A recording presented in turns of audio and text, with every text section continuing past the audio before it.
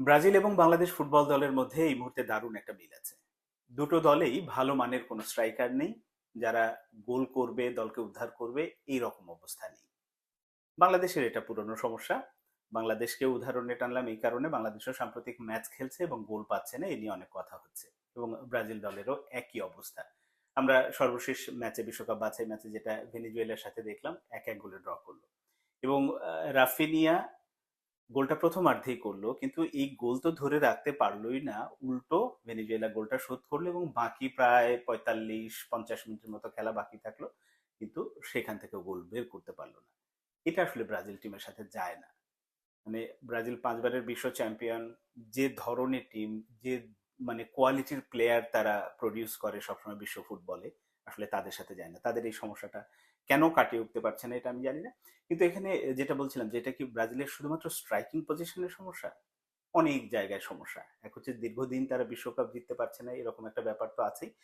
অন্যদিকে আমার কাছে এই স্ট্রাইকিং বলি, উইং বলি, এর বাইরেও অন্য একটা সমস্যা, প্রকট সমস্যা, সেটা হচ্ছে কোচ।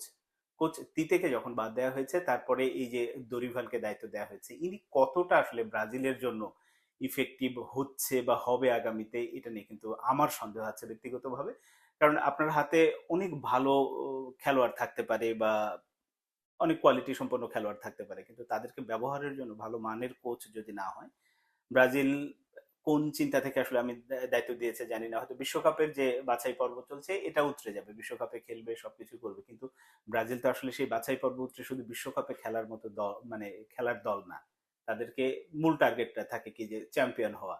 মানে এদের সেমিফাইনাল, কোয়ার্টার ফাইনাল সেটাও না। 2022 বিশ্বকাপে ক্রোয়েশিয়ার কাছে সেই পেনাল্টি শুট আউটে হেরে বিদায় নিল, কিন্তু হতাশ হয়েছে। লাস্ট ব্রাজিল জিতেছে 2002-এ বোধ হয়, হ্যাঁ 2002-এ জিতেছে বিশ্বকাপ, তারপরে আর বিশ্বকাপ জেতেনি। তো এই যে ব্রাজিল দল প্রতিবারই যখন সামনে 2026-এ যখন বিশ্বকাপ, এবং সেখানে ব্রাজিল অবশ্যই চাইবে, ব্রাজিল সমর্থকরা তো সেই প্রত্যাশা করবেই যে তাদের চ্যাম্পিয়ন হওয়া। তো সেইটা হওয়ার জন্য যে মাপের বা যে ধরনের দলের মধ্যে শক্তিমত্তা, বোঝাপড়াটা থাকা দরকার, সেটা কিন্তু এই মুহূর্তে নেই।